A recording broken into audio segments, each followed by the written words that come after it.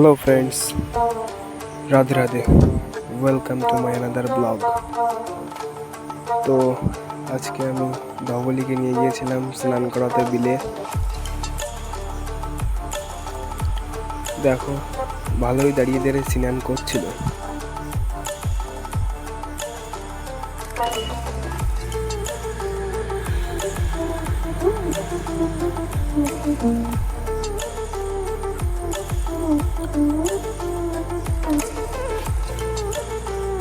আসলে বাড়ি থেকে কিছু নিয়ে যেতে ভুলে গিয়েছিলাম, এই জন্য হাত দিয়েই স্নান করাতে হলো।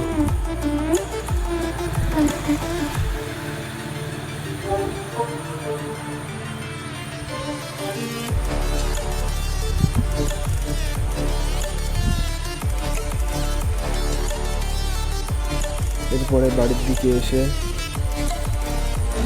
গরুর কিছু খেতে দিলাম, তারপরে একটু দুধ দিয়ে নিলাম। কে কে কাঁচা দুধ খেয়েছো একটু কমেন্ট বক্সে জানিও।